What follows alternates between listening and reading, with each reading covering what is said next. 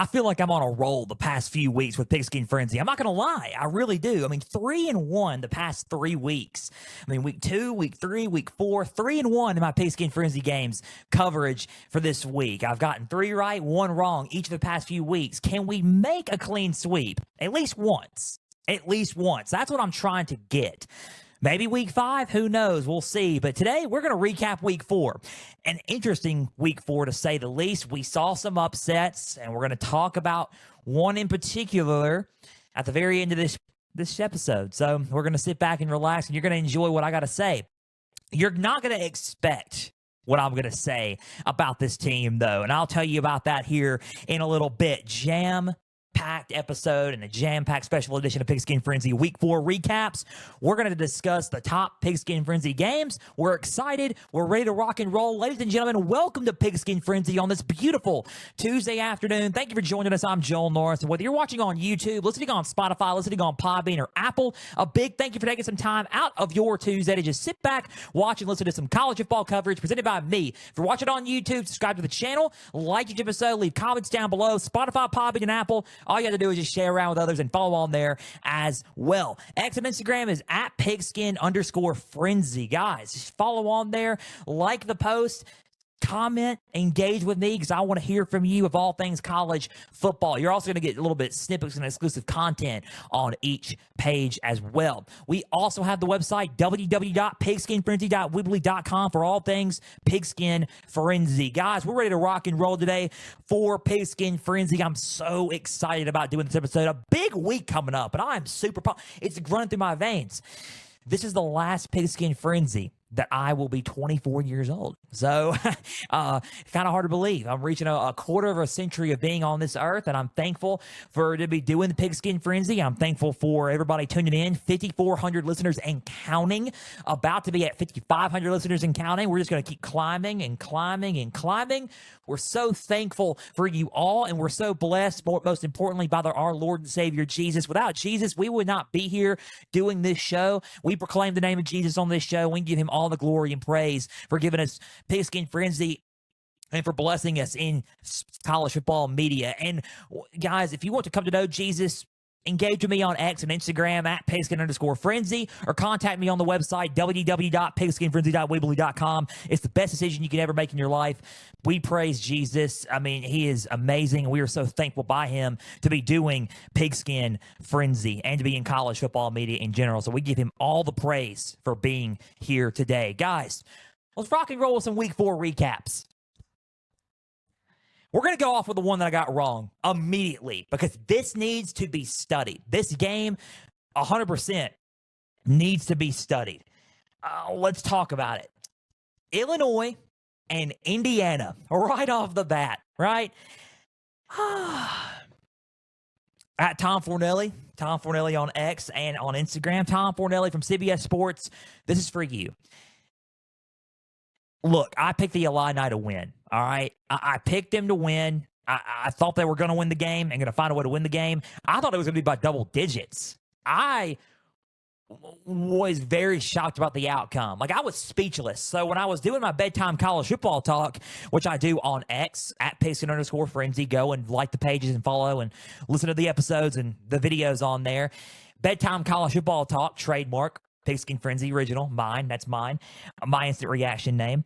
For these games, I was doing my bedtime college football talk for this game. It was a very quick video because I was speechless about what happened. Speechless.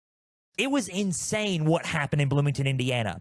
I was also thinking about going to the ball game. I was thinking about getting a front row seat to watch the action. And let me just say that I'm kind of glad that I didn't really make the trip. And I'm not trying to be rude saying that. I just was shocked what I saw.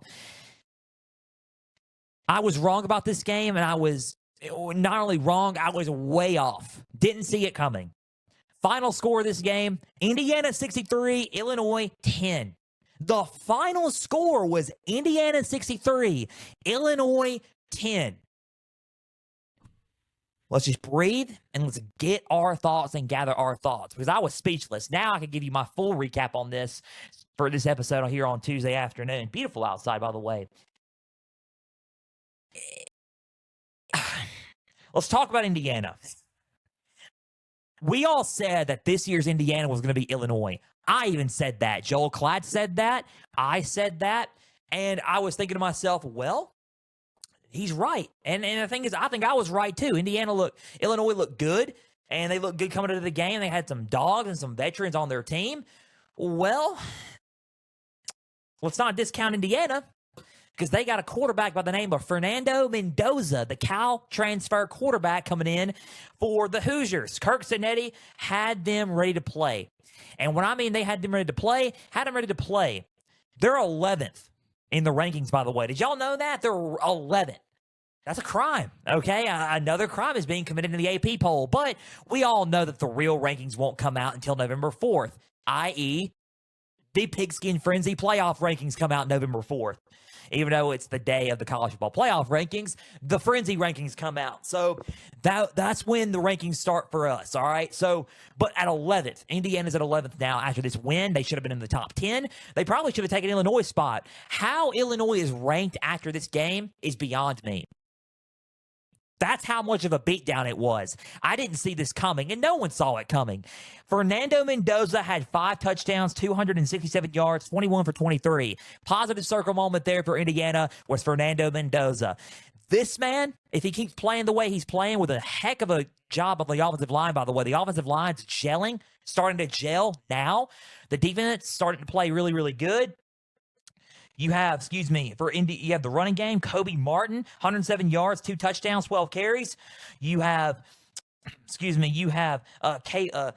Black, 10 carries, 89 yards, a touchdown. Both average 8.9 yards per rush. You got that going on. You have the most underrated receiver in the Big Ten with Elijah Surratt. Elijah Surratt had a couple of touchdowns, I believe. Yeah, 2 touchdowns, 92 yards, 9 receptions, 10.2 yards per reception. What about Omar Cooper Jr.? Omar Cooper Jr. had 6 receptions, 78 yards, and a touchdown with 13 yards receiving. Look, he was throwing all over the place, Fernando Mendoza was. He found a home in Indiana where Kirk Cinetti that he feels comfortable in, and he feels like he can gel. Fernando Mendoza is skyrocketing right now in the Heisman odds. He's skyrocketing in the Big Ten right now, and you better pay attention to what Fernando Mendoza can do with this Hoosiers team, because if Indiana keeps playing like this, if Fernando Mendoza keeps playing like this, Heisman is a real possibility. And I'm not joking when I say that. You could start adding him to the John Mateers. You can start adding him to the Carson Becks. Fernando Mendoza was the best quarterback on the field Saturday. Hands down, was the best quarterback on the field Saturday. No one can tell me otherwise. I mean, look at the numbers. The numbers prove it. 5 touchdowns, 267 yards, 21 for 23. 21 for 23 for 5 touchdowns and 267 yards. The best quarterback on the field in week 4 for this Saturday was Fernando Mendoza. Indiana they were ready to rock and roll on all aspects of the game. I mean, all aspects of the game. Positive circle moment. What is not to be with positive circle moment with Indiana? Like, what can you not say about a positive circle moment for Indiana? What's a negative? I'm going to give you a stat here a little bit that's mind-boggling, but we're going to talk about it with Illinois instead of just Indiana. So hold on. So 579 yards, total yards, compared to Illinois' 161 yards. Boom. Pin clicker. Positive circle moment there. We're circling it down. 267 passing yards compared to their 159. Boom. Positive circle moment. 8.8, just 8 yards per play compared to their 3.6 yards per play. Positive circle moment. 8 for 11 on third down. 8 for 11. Illinois couldn't get them off the field. Positive circle moment. They won. That's all you got to say. And by the way, time of possession, they nailed it. 39 minutes for 43 seconds compared to their 20 minutes for 17 seconds. Time of possession, positive circle moment. I would say the only really negative circle moment really could have been maybe the 2 penalties for 10 yards. I mean, I can't really name a negative circle moment for Indiana this past Saturday. They looked that good on all aspects. Special teams, defense, and offense. They flat out dominated. I said that this year's Indiana was Illinois. maybe, just maybe, let's think about this, that the whole time, this year's Indiana was Indiana itself. Maybe. I'm just gonna sit there and say it. Maybe the real homie, right, was Indiana this whole time, and we were just overlooking him. You know, when you look, when you on those teenage, rom-com type movies, there's the girl next door that's your best girlfriend, like your best friend, not a girlfriend, but your best friend. And then the guys just focus on the popular girl that's, really pretty and attractive and all this stuff, right? That's Illinois in this case. And then all of a sudden, your best friend, who's the girl next door, who actually is kind of, has got some looks, but has got a heck of a personality, right? And then you finally figure out, like, hey, she's actually pretty cool. I'm starting to dig in. I'm starting to be into her. I'm starting to dig into her, right? And be into her and start to, starting to, find her attractive and starting to like her a little bit. And then finally at the very end, the guy gets with the girl next door who is their girl best friend growing up the whole time. They get together and big jubilee and celebration, right? Okay, the girl next door is Indiana. And then the popular girl that he finds attractive at first, who was like, what do you see in her kind of thing, is Illinois. Now, here's the only difference between that scenario is this. Illinois still got a lot of ball left, and Illinois still has a lot of season left where they can correct it. They have a huge game coming up on Saturday. Indiana, they have Iowa Saturday. I favor Indiana in that game, but I'm just going to sit there and say, in the scenario, Indiana was the attractive one this past weekend and maybe all along. Maybe Indiana, like I said, was this year's Indiana all along. They dominated this game, flat out dominated this game, hands down. I believe that. There's nothing else you can say, but Indiana flat out beat them on the field in all aspects of the ball. Kirk Cinetti can talk whatever noise he wants to talk because on the field, they backed it up. 63-10 was the final score. I got that game wrong, and Indiana's 4-0, and they play Iowa Saturday. Let's see how that goes. That goes for them. They could move to 5-0. We'll see. Indiana looks mighty good, and early on in September, making some playoff noise early on. Indiana wins 63-10. Let's talk about Illinois before we go to the games that I got right. Illinois, what the heck happened? We're going to talk about it. What went wrong? What went right? Not a lot went right, but we're gonna talk about it anyway. Illinois went into this game, and they started off pretty good. They had a touchdown early on, and were fighting back. Touchdown, tied it up, and then they kicked a field goal, make it 10 points, and then after that touchdown and field goal in the opening drives, that's all the Hoosiers allowed them to have. Luke Altmaier couldn't do anything. The offense couldn't do anything. They couldn't do anything on the defense either. They were just getting ran on profusely, and it was rough. It was rough. So let's talk about it just for a little bit. Luke Altmaier was 14 for 22, 146 yards and a touchdown. That's okay. That's okay. You're going to have games, and each team's going to have a game where it's just like you're out of sync and you're not on one. This was their game. Hopefully it doesn't happen again. It could happen Saturday against USC. Who knows? Spoiler alert, I was going to make Illinois a USC game, the Illinois-USC game, a Pigskin Frenzy game for Week 5. So that's a spoiler alert. It is not a Pigskin Frenzy game this weekend, unfortunately. I think this result kind of shifted where I was going. So Altmaier, touchdown, 146 yards, 14 for 22. He played okay in certain moments, but he just couldn't do anything. And it's really hard to sit there and say, okay, everybody looked good on Illinois when it was just a one-sided game. Caden Fegan had 18 yards, 5 carries. Khalil Valentine, he had 11 yards, 6 carries. Early on, Colin Dixon, a touchdown, 86 yards, 4 receptions. Clement had 27 yards, 4 receptions. There's really nothing you can say. The only negative, those are some positive circle moments. They made some good plays early on, so I would give that a positive circle moment for Illinois. But other than that, it was full of negatives, really. 579 yards, 161 total yards, 267 passing yards for Indiana, 159 passing yards for Illinois. They only had 3.6 yards per play. Here are some big negative circle moments that I want to consider, and it was a key for the game for Illinois. I said this with Brandon Marcello from CBS Sports. Shout out to Brandon Marcello. Let's talk about this for a second. They needed to win in time of possession. They didn't do that. I mean, 20 minutes for 20 minutes, 17 seconds, didn't do that. They had a turnover, didn't win the turnover margin there. Turnover was all it was all Illinois. They had a pick. 4 penalties for 23 yards, not too much. And then here's 2 big ones. Third downs. 1 for 10 on third down. 1 for 10. That's not good. And they needed to run the football. This is a mind-blowing stat. Be prepared for this. Total yards rushing for Illinois. 2. 2 rushing yards. Indiana's defense held Illinois to 2 rushing yards total. And Indiana rushing had 312 rushing yards. Yeah, you're going to lose the ball game. I mean, that's insane. 312 yards rushing for Indiana and only 2 rushing yards for Illinois. That's crazy to think about that. That's flat out domination in the run game, both sides of the ball for Illinois. Offense, rushing, and rushing defense for Indiana dominated Illinois. Both sides of the ball. In every aspect of the game, dominated them. And physicality and physically dominated Illinois as well. There's really nothing you can say.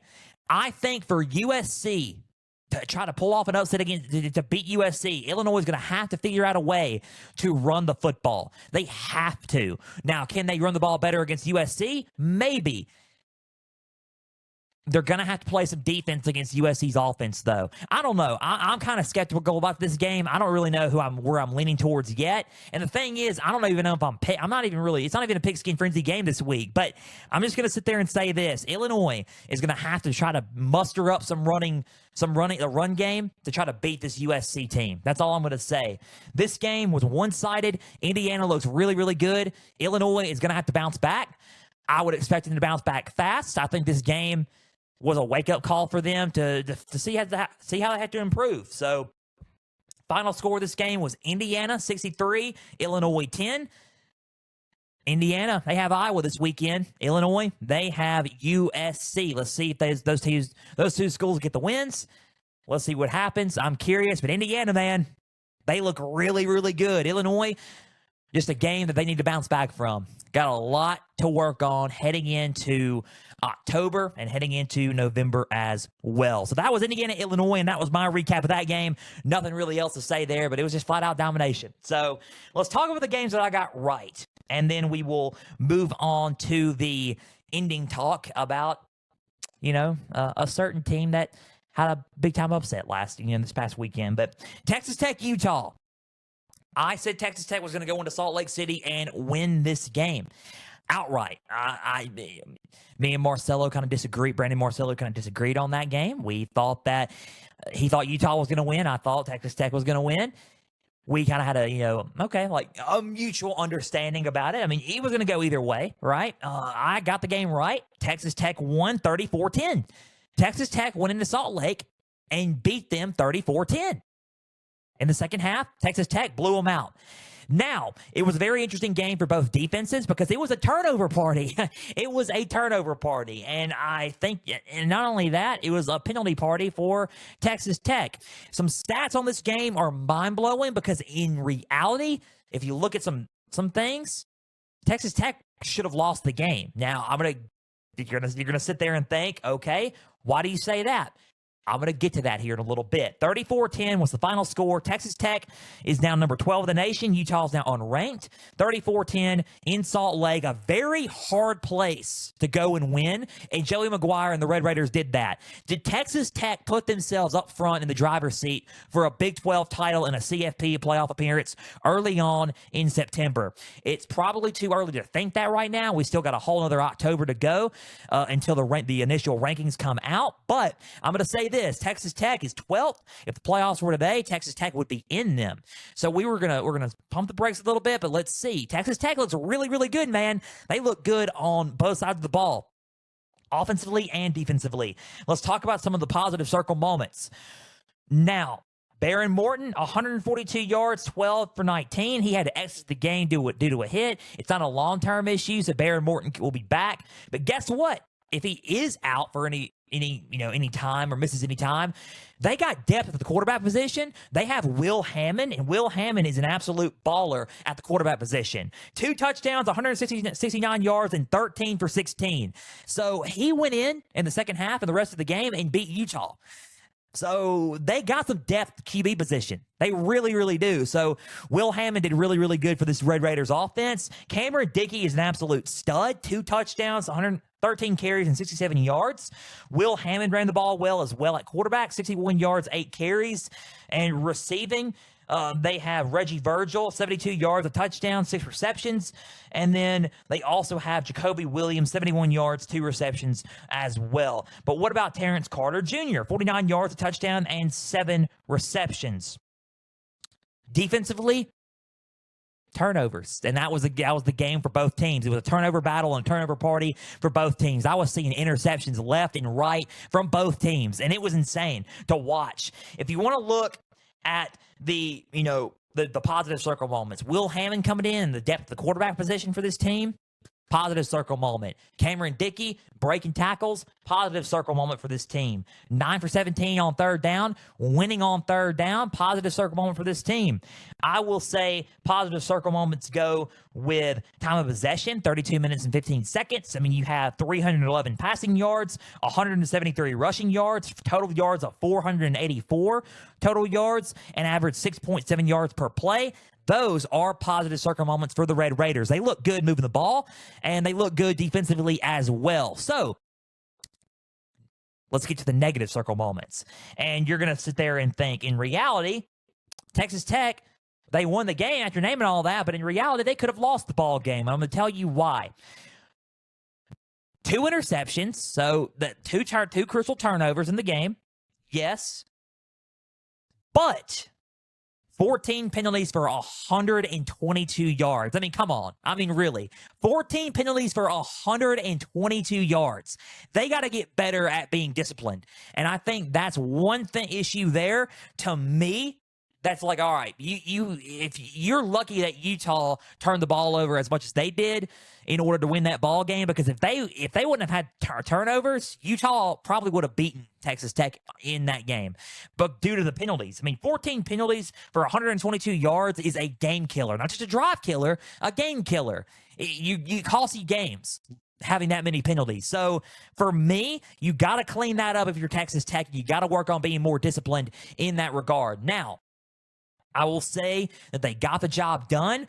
They still won and faced adversity despite all of that, and they played really good in the second half. Now, in the first half, they were turning the ball over and committing majority of the penalties there. But Texas Tech looked good in the second half when Will Hammond came in and stepped up at quarterback, and the Red Raiders moved the ball down the field and kept going and pushed and won the game outright in Salt Lake City. Texas Tech looks good. They are a true threat in the Big 12, and I would watch out for them. So watch out for the Red Raiders, and this coming up weekend, they are on a bye. So they have Houston coming up next weekend. So not this Saturday, but next weekend. Texas Tech goes to Houston and plays them in a 7 Eastern, 6 Central game next Saturday night. So Texas Tech wins 34-10, and they need to work on being more disciplined. But other than that, guns up, man. They are rocking and rolling. Joey McGuire has them ready to play down in Lubbock, Texas. I'm telling you, man, in terms of recruiting, in terms of play on the field, something is going on down in Lubbock. A lot of people want to go to Lubbock, and they want to go be a part of the Red Raider Nation. So, guns up. That's all I got to say for Texas Tech. Let's talk about Utah. I'm going to tell you what, despite having two turnovers, Devin Dampier is a stud. Devin Dampier is an absolute animal. 25 for 38, 162 yards. Yes, he did have 2 picks, but he also made some good plays as well. Some very good plays. The way he ran the ball, 11 carries, 27 yards. Nakari Rogers, 37 yards, 10 carries. Wayshawn Parker had a 6 carries, 22 yards, 1 touchdown as well.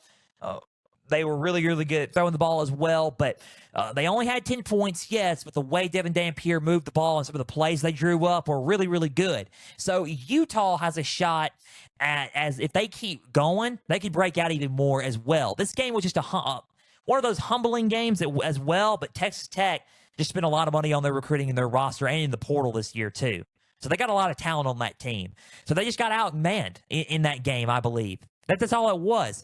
I don't think Utah really played bad in a lot of areas. Now, the turnovers were pretty rough. In the second half, they got outgunned and they got outmanned in the second half. But you're going to sit and think that, okay, you're crazy for saying this. I'm just saying that I think Utah, it's an early loss for them, and I think Utah has room to grow and get better. That's all I'm going to say. I think Utah has room to grow and get better. I think Devin Dampier is their guy at quarterback. I think that he's going to continue to blossom and gel. There was some schematically, offensively. I think that's a positive circle moment for Utah, the way they drew up some of their plays. I think they look good in some of their plays. Let's get to the negative circle moments, though, and what they got to work on. Obviously, 4 for 14. On third down, not the greatest, not bad, but not the greatest. 4 turnovers. That's not really the best. I mean, they gotta cool it down on the turnovers. 4 turnovers. That's a game killer. That's not just a drive killer. It's a game killer for Utah. And after that, it was just all Texas Tech and smooth sailing for them there. So, overall, they just have room to grow. That's really about it for the Utah Utes. They just have room to grow. Nothing bad to say about Utah. Kyle Whittingham's going to get this team back on track. They have on Saturday West Virginia, at West Virginia, 3:30 Eastern, 2:30 Central kick. I believe that this is a bounce back game for Utah, and they can find a way to win this ball game. I really do. And if they don't, then there may be an actual bigger concern and a bigger issue at hand. But to me, I think this is an early loss for them. They can bounce back and try to sneak their way back into Big 12 title contention later on. It's one loss. It's only one loss. Not that big of a deal yet until it is. That's all I can say. Not that big of a deal yet until it is. So just pump the brakes on Utah. Don't say anything about Kyle Whittingham. Don't say anything about Devin Dampier. 4 turnovers was rough. They did not have a good second half. But they're growing pains, and they can learn from it, and they will learn from it because they got the talent to learn from it. Jason Beckett, offensive coordinator, going to be honestly, it's going to be good for them. Everything's going to be good for them. And I would just pump the brakes on the Utes right now. Just pump the brakes. They should be fine. Just let it keep on gelling and progressing, right? Final score of this game was 34-10. A lot of these games turned into blowouts later on in the game. Indiana, Illinois, Texas Tech, Utah, the game we're about to talk about in a minute. But let's just pump the brakes on Utah. 34-10 was the final score. Texas Tech defeats Utah in a very tough environment to play against, and to go and win like that. Texas Tech's for real, man. They are a legit team. Utah just got to find its footing still. So let's wait and see. Still week 4, still a little bit early to judge on a lot. So Texas Tech and Utah.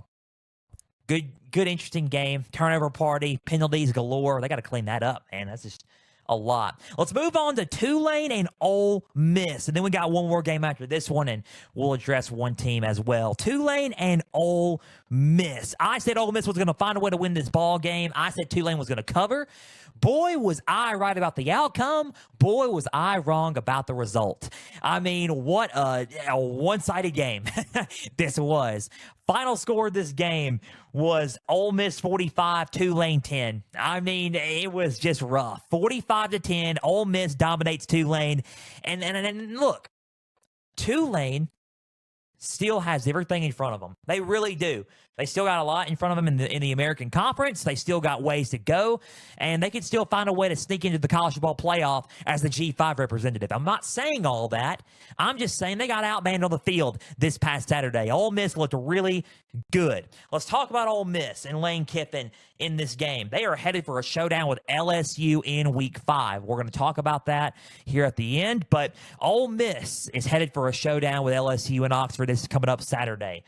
They wanted to make a statement before that game, and by golly, did they make a statement before that game on Saturday. Let's talk about this. Ole Miss Trinidad Chambliss is the quarterback for this team right now. You can sit there and say that Austin Simmons may be hurt. And look, he has some talent, but I ain't gonna lie, man. The way Trinidad Chambliss is playing, didn't have a lot of turnovers. Austin Simmons has 4 on the year so far. In the first 2 games, or week 1 and week 2, and then week 3 and week 4, Chambliss is playing better than Austin Simmons. I mean, 307 yards, 2 touchdowns, 17 for 27. He also had 112 yards and 14 carries with 8 rushes. 8 yards per rush from a quarterback from Trinidad Chambliss. Savage is what he was against this Tulane defense. He was a menace to this Tulane defense. Kawan Lacey on the running game is an absolute animal. The Mizzou transfer, 2 touchdowns, 68 yards, 18 carries. You have to keep an eye on that running game because Ole Miss is running the ball a lot better. Logan Diggs, 20 yards, 4 carries, a touchdown. And then if you want to talk about receiving, you had Caden Lee, 2 receptions, 60 yards. You also have Deuce Alexander, 94 yards, a touchdown, 4 receptions there. You had Daquan Wright. He, by the way, was from Virginia Tech. Daquan Wright, the Virginia Tech transfer. He had 3 receptions, 71 yards, and a touchdown as well. Ole Miss's offense was flashy, and they look really good, getting some big explosive plays against this Tulane defense. And Chambliss is at the helm creating those plays. He looks very comfortable being Ole Miss's quarterback. He looks very comfortable. I think the whole dynamic for Ole Miss shifted when Chambliss came in. I had Ole Miss at night in the SEC Conference Standing projections. I just wasn't. A lot of people were sold on Austin Simmons, and Austin Simmons is still a good quarterback in my eyes. I still believe that. But I also wasn't as sold as others on Austin Simmons and as sold as Ole Miss. I think I'm more sold on Ole Miss now with Chambliss at quarterback than with Austin Simmons. I believe so. I think Ole Miss in the offense, the vibe is better with Trinidad Chambliss in this offense. The vibe and the whole explosiveness of the offense is just a lot better with Chambliss in at quarterback. Do I expect Chambliss to be the starting quarterback against LSU? I 100% do. I think Chambliss will start, they should, in my opinion. Now, can Kiffin throw a curveball? Yes. I'm not saying that he will or won't, but I expect Chambliss to start moving forward. I think he's a good quarterback, and the offense is more explosive with him in it. So, if you want to look at the defense as well, defensively, they played good. Also, if you want to look at the positive circle moments, was Trinidad Chambliss. The running game looked good. If you want to look at defensively, that's a positive circle moment there. They played really physical on defense, but I will say this. I think against a better offense, they may have their hands full because I think there are some areas in the defense where they got to work on. They got to work on their tackling a little bit more. Their physicality has got to be a little bit better on defense for Ole Miss. I think their offense is better than their defense, obviously. But if you want to look at overall the schematic part of their defense, they played okay Saturday, but there's room for improvement on that defense. But as far as the offense, they look solid. 548 total yards compared to their 282 total yards, 307 passing yards compared to their 104. Rushing, they had 241 rushing yards compared to their 178 rushing yards. 7.9 yards per play compared to their 4.1 yards per play. 7 for 11 on third down. On third down, that's a positive circle moment there. Key moment there, they won on third down. So Tulane defense was having trouble getting them off the field. It's going to be a different story Saturday because LSU's defense is solid. And when I mean solid, I mean they're elite, and they've proven to be elite so far this year. I think the negative circle moment is the turnover. I think the fumble was pretty rough, but they can clean that up. I think defensively they got to tackle a little bit better and put a little bit more effort on defense. So I think those are the 2 negative circle moments for Ole Miss and what they got to work on. But other than that, offensively, they look ready to rock and roll, and they look ready to go in and compete. So Ole Miss is a good team. They are 13th in the nation for a reason now, and they deserve that. So Ole Miss looks good. I mean, there's nothing really else you can say. They're headed for a showdown against LSU. We will preview that one on Thursday. Because spoiler alert, That is a Week 5 Pigskin Frenzy game. So 45-10 was the final score. Ole Miss rolled against Tulane in this ball game. Thought it was going to be a lot closer, but it was not. Let's talk about Tulane really quick, and then we'll talk about Auburn and Oklahoma. Tulane, it was a 12.5-point favorite for Ole Miss, and I thought Tulane was going to cover that. Boy, was I wrong. All right, I was wrong. It was a 35-point win for Ole Miss. Now, let's talk about what went right for Tulane. They ran the ball pretty well. So if you're LSU, you have to – if you're LSU and you're trying to run the ball a lot better this year, 178 rushing yards from Tulane against Ole Miss, that has to put a smile on your face a little bit. That makes you think, okay, maybe with – Harlem Berry, or if Caden Durham does play Saturday, I know he has an ankle sprain, but if he does play, that's got to put a smile on your face a little bit with 178 rushing yards, right? Now, did Ole Miss beat him in the rushing department? Sure, they did. But that's going to put a smile on your face if you're looking at LSU, if you're looking at Tulane, and you're LSU saying, okay, we got an advantage right there, maybe. We'll see. 178 rushing yards for Tulane. They didn't run the ball bad. They ran the ball well. 104 yards. They got to pass the ball a little bit better, obviously, and get some more yardage in there. But, you're not going to win a whole lot if you're passing at 104 yards. So, 6 for 15, not too bad of a third down efficiency. So, that's you kind of got some third downs out of it as well. So, if you want to look at it from a perspective of, okay, did Ole Miss blow them out? Yes, but a lot of the stats on paper and a lot of how Tulane played Saturday, it wasn't bad. I think it was a simple component of, okay, Ole Miss was the better team and they outmatched John Summerall and Tulane.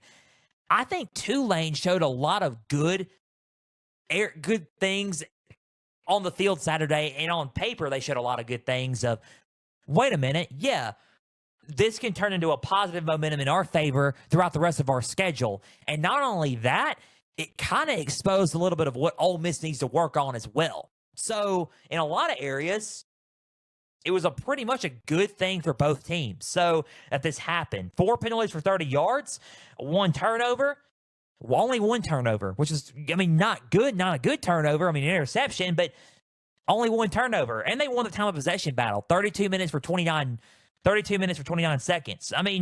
Overall, there were some negative circle moments like the turnover, like the passing yards. But, I would say in the penalties maybe, but I think the overall positive circle moments for Tulane was the rushing. I think they ran the ball quite well in that loss.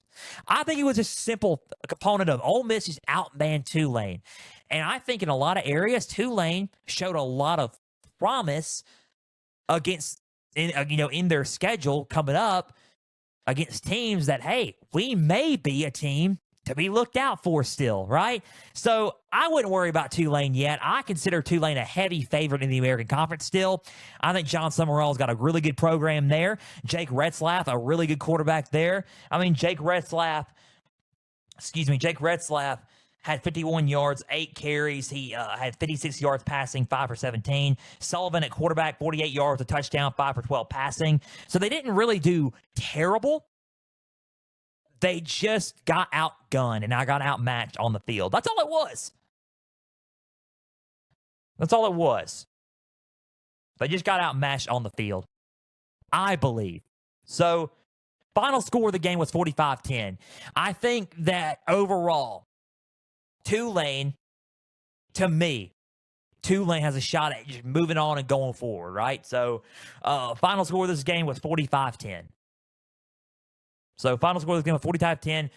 Tulane has momentum going on through their schedule because their schedule favors them in a lot of areas. Now they have Tulsa, a good, kind of a gritty Tulsa team. They beat Oklahoma State, and then they have maybe Army, Memphis.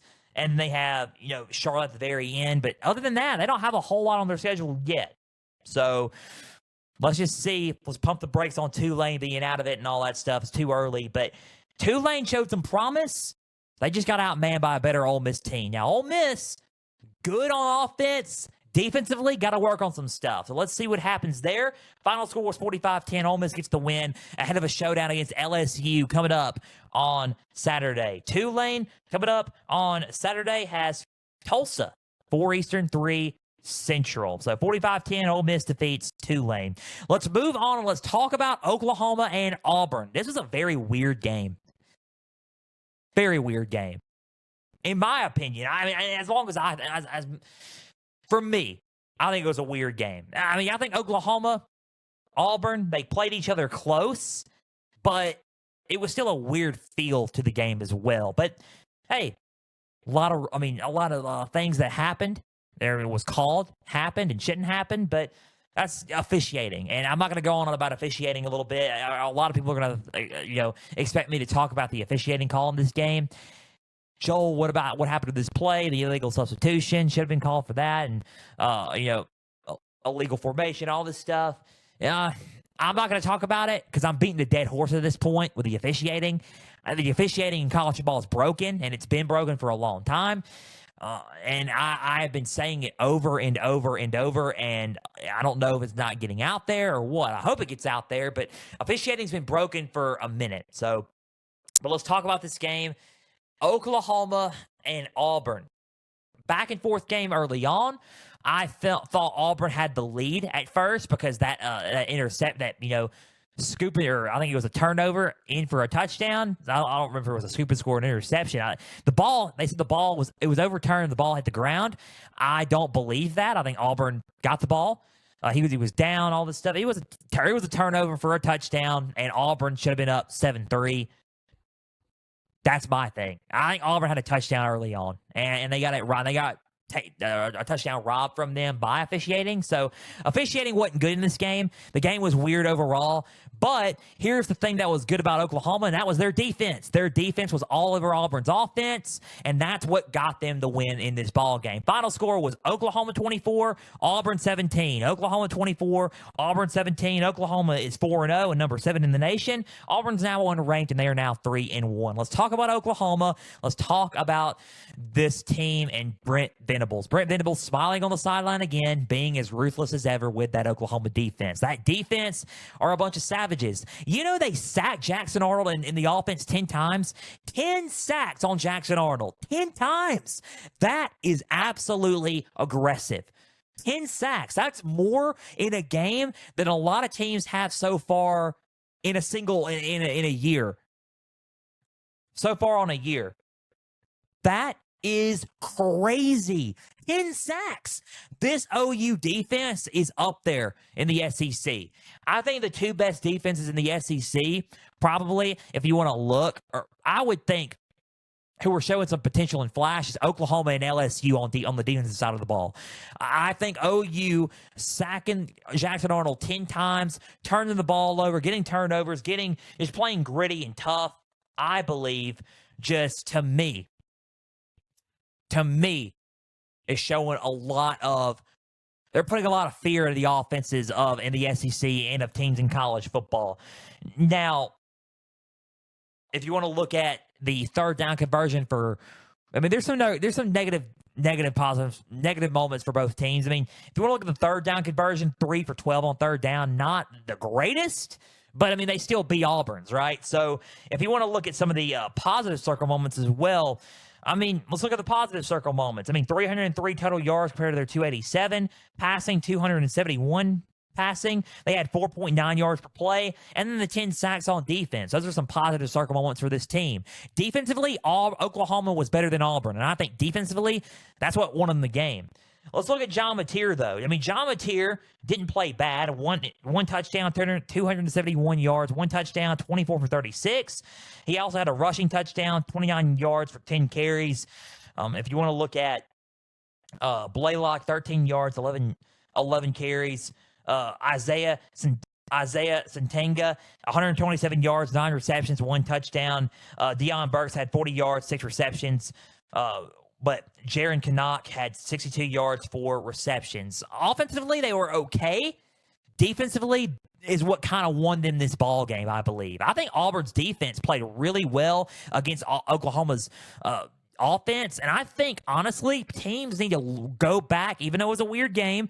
Teams who are playing OU that week need to go back and watch film on that game and look and see what Auburn's defense did against Oklahoma's offense. I believe that. I think Auburn's defense really kind of rattled John Mateer in this offense in a lot of areas. So I think in a lot of ways, Ben Arbuckle got beat Saturday. DJ Durkin found a way to pull some trickery and some aggravation on Ben Arbuckle Saturday. I think Oklahoma's defense outmanned Auburn's defense and outmanned Auburn's offense, and that's what got them to win. I think Brent Venables on defense was the key factor in this one. 10 sacks is absolutely ridiculous. I think negative circle moments for Oklahoma, if you want to look at those, 32 yards rushing. You have to run the ball better. And look, here's the deal. I think, to me, and this is my thoughts, to me, they have to run the ball better. They have Blaylock. They have Barnes. Dude, they have Jaden Ott. And I don't know if he's still hurt or what's going on there, but they have to run the ball better, not just with Mateer. They got to run the ball better with Ott, with Blaylock, with Barnes. They got to run the ball a lot better with the running backs that they have. Yes, run it with Mateer and run quarterback design run plays. We're not saying all that. But also mix it up and dial it up with your running game as well. The running game's been kind of iffy for Oklahoma. That's how I view it. It's been kind of iffy. So I think, to me, 32 rushing yards is kind of They need to run the ball a little bit better. They outgained them in rushing, 67 rushing yards. Auburn did, so that's a positive circle moment for Auburn, and we'll talk about that here in a little bit. But a negative to me is also 9 penalties for 99 yards. 9 penalties for 99 yards. That's a lot for Oklahoma. And I think we need to cool on that one a little bit because you're treading in some hot water there in games. So watch out for that. And one fumble, that may not make the difference. It's only one turnover, but it may make a difference later in the game, but not, early on in the game, I don't believe. So, get better on third downs, run the ball a lot better, and cool it on the penalties. Other than that, defense was white hot, and OU is still a team to be feared in terms of defensively. So watch out for Brent Venables in that defense. They are ruthless as ever. Still standing down there on the sideline, smile on his face, knowing what he did. 10 sacks. That's ridiculous. That's just my honest thoughts. That's just ridiculous what he did with 10 sacks. So final score of this game was 24-17. Oklahoma coming up next has Kent State. They have a bye week this week. They have Kent State on next Saturday, 4 Eastern, 3 Central, at home next Saturday on the 4th. That's a warm-up game before October 11th, which is the Red River rivalry. So, Oklahoma, next up, Kent State, next Saturday, coming up at 4 Eastern, 3 Central. Now, Auburn. We'll get to Auburn. We'll talk about them, and then we'll move on from our Week 4 recap and close with who we're going to talk about at the very end. And I'm going to do a brief defense and come to his aid at the very end. So, Auburn running the ball 67 yards. They had 220 yards passing. I said that they needed to throw the ball a lot better. And yeah, they did throw the ball a little bit better. So on my bedtime college football talk, I was wrong on that. But I feel like that when push comes to shove, the immediate reaction for Jackson Arnold is to take off. I think he still needs to develop better as a thrower. Still, in big-time games, I think that Cam Coleman was a good receiver. Cam Coleman's a beast, by the way. Cam Coleman is an absolute dog. He catches, he's really automatic, it seems like. Majority of the time, he's automatic. When even in double coverage, he catches footballs. He is an NFL wide receiver. Cam Coleman is an NFL wide receiver for Auburn. So they are blessed to have a Cam Coleman. He's an absolute stud.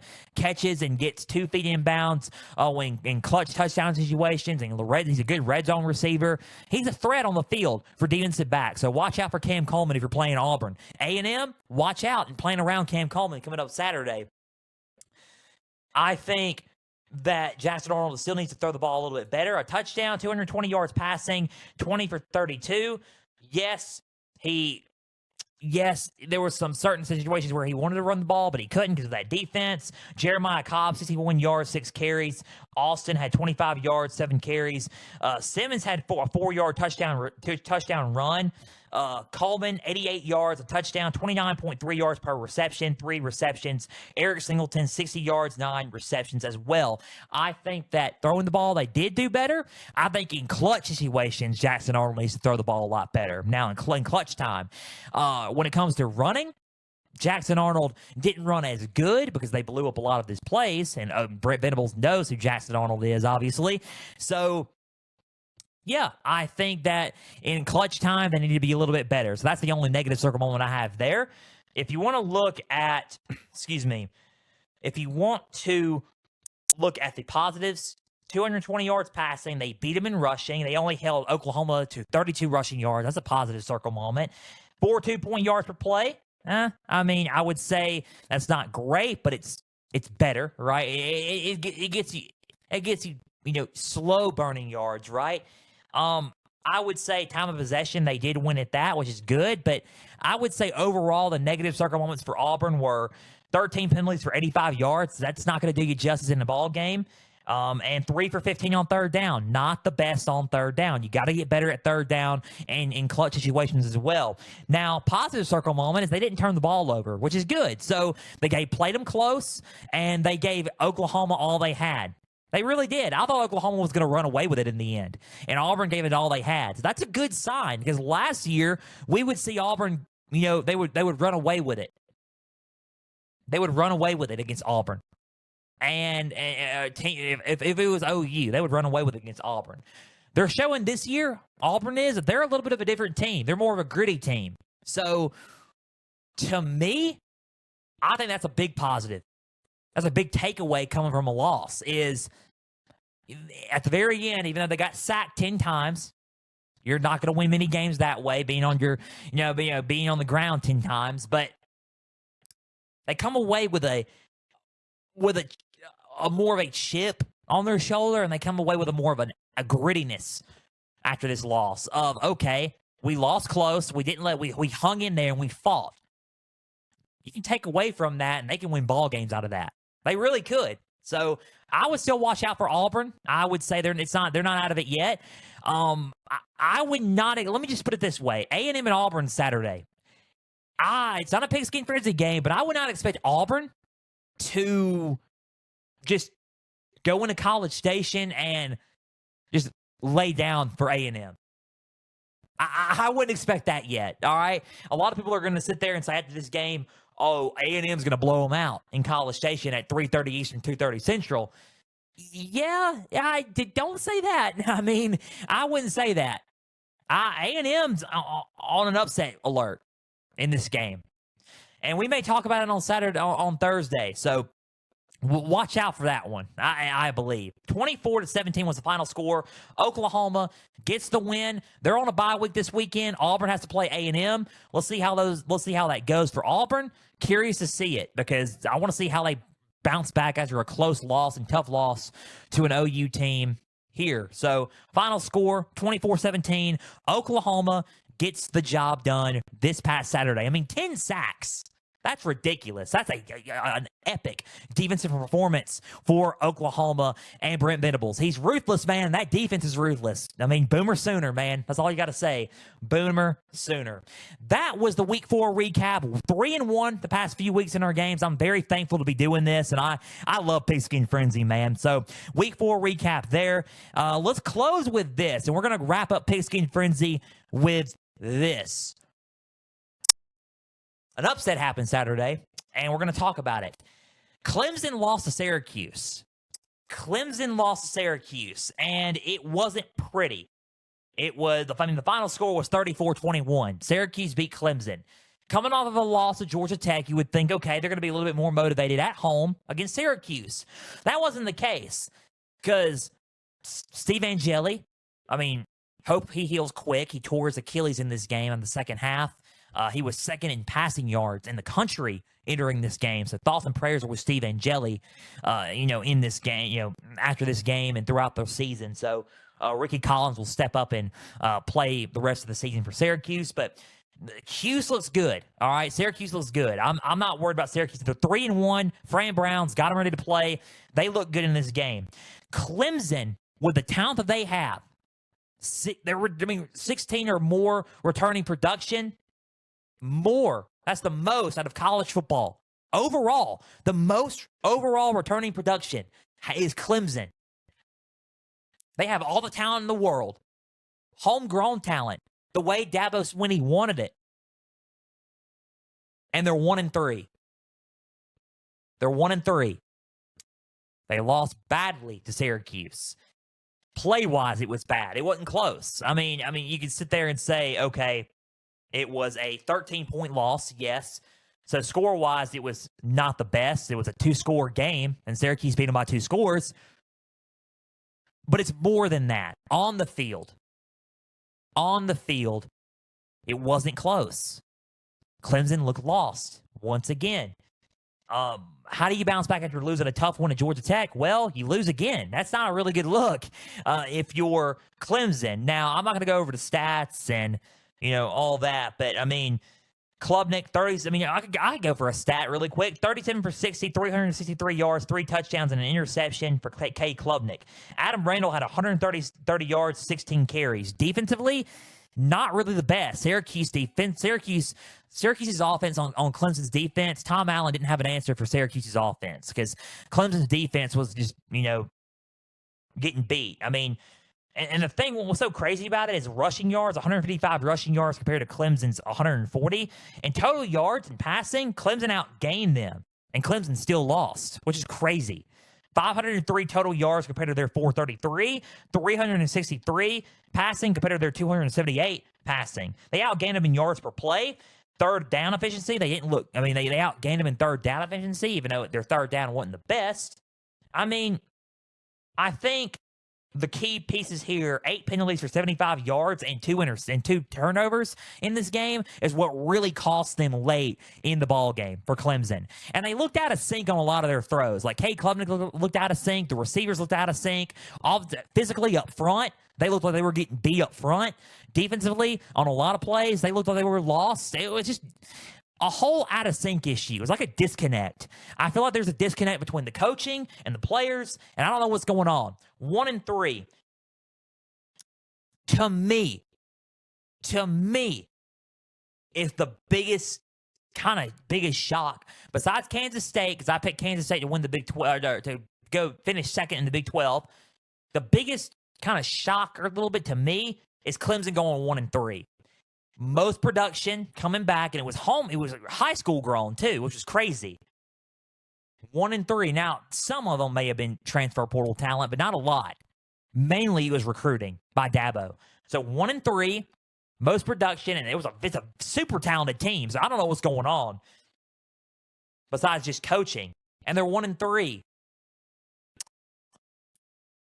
Let's play both sides, and then I'm going to sit here and say, you're going to think I'm crazy, and this is not the thought that you're expecting me to have on this situation. Yes, Clemson must adapt. I think Dabo and Clemson must adapt. They have to use NIL. They have to use the portal. They're going to sit there and say, "Oh, it's working. It's working." It's starting to show a little bit right now that using stuff not adapting in today's college football is starting to get to you a little bit. 1-3, maybe. They're just not. Maybe they aren't as good as advertised, and that may be the case. Who knows? 1-3, 2 ACC title game losses. That puts them way behind in the ACC championship hunt, and it also maybe eliminate them from playoff contention early on. So we're not focused on ACC title game. A lot of people's brackets are busted, and a lot of national championship projections are busted after Clemson right now. Okay.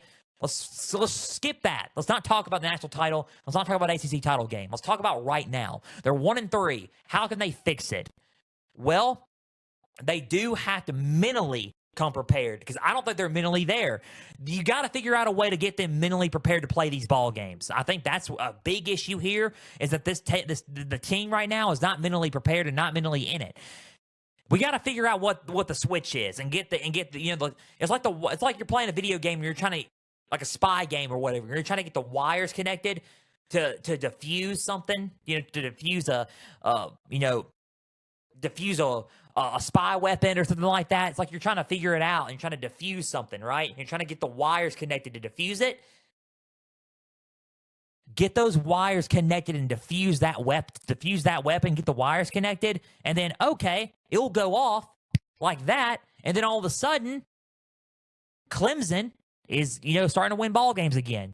There's a mental disconnect, and something has to change in that regard. I think mentally, they're struggling, and I don't know why. I think confidence is a big issue right now because they don't look that confident when they step onto the field. They really don't.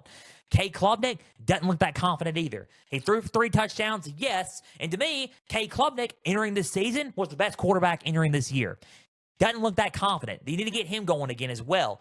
Defensively, special teams, all of it. Get them confident, get them motivated again.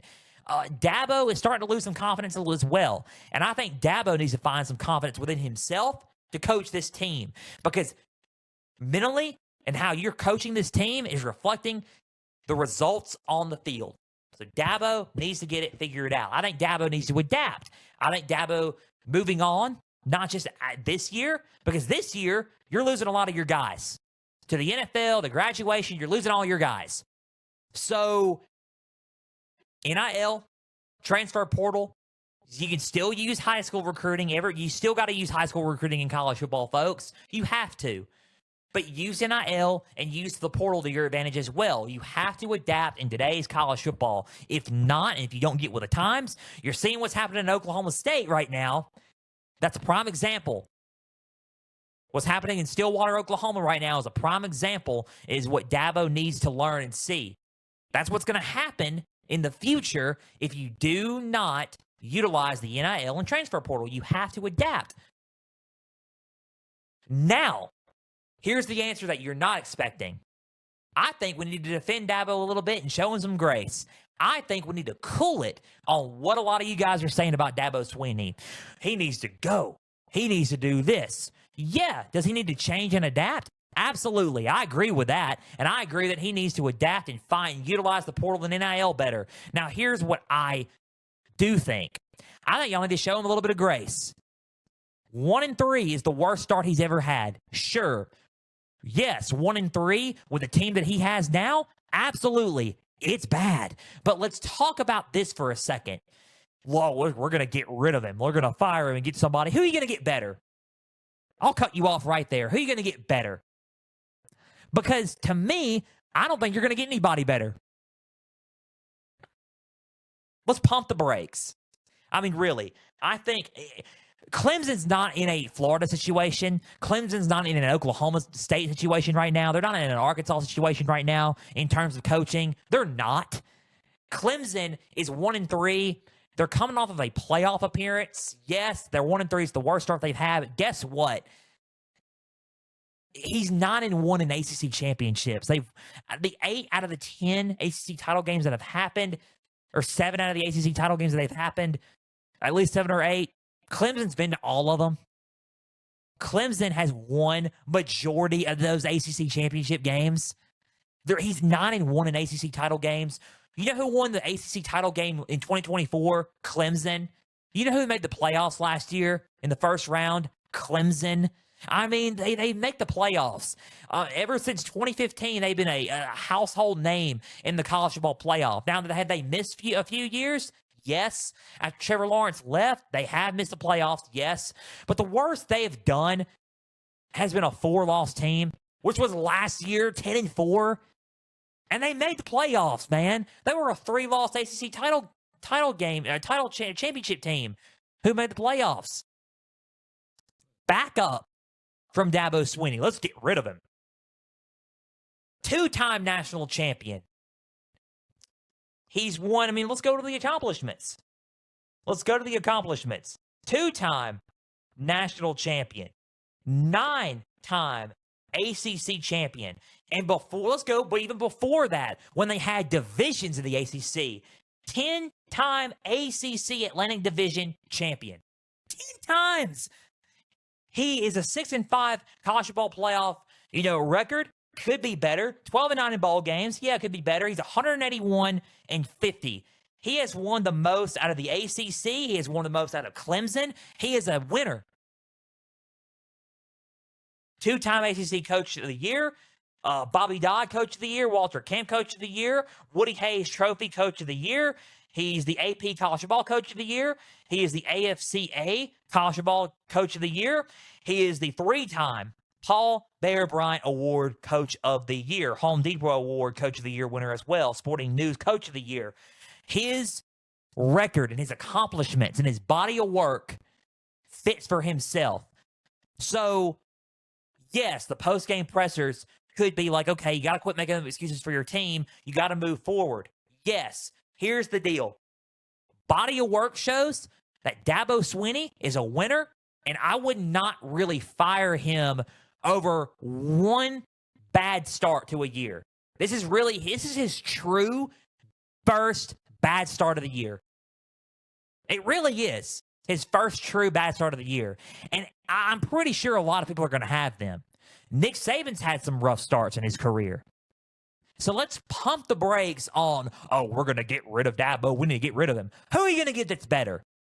After all the stuff that I named, he is out of 3 active coaches, he's the only coach with more than 1 national championship.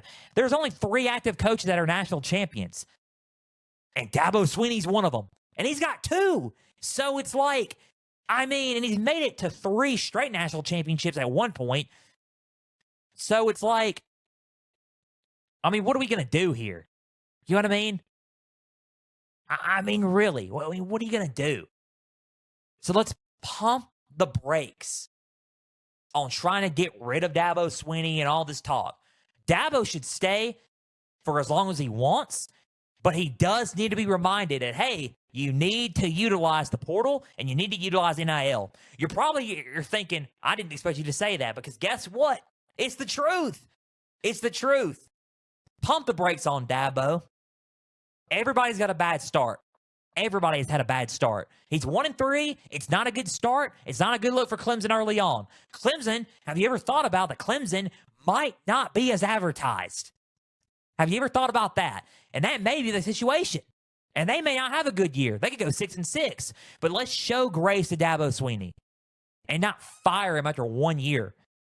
The body of work proves otherwise, that he does not need to go. He does not need to go.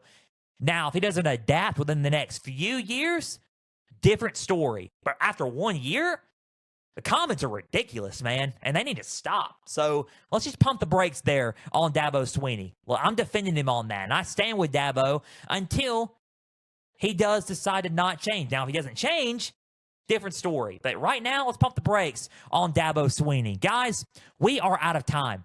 A big thank you for taking some time out of your Tuesday to just sit back, watch, and listen to some college football coverage presented by me. If you're watching on YouTube, subscribe to the channel, like each episode, leave comments down below. Spotify, Podbean, and Apple. All you got to do is just share around with others and follow on there as well. X and Instagram is at Pigskin_Frenzy. Follow all the pages there. You're going to get college football highlights and posts from me on there as well. The website's www.pigskinfrenzy.weebly.com. Guys, a big thank you for taking some time out of your Tuesday to just sit back, watch and listen to some college football coverage.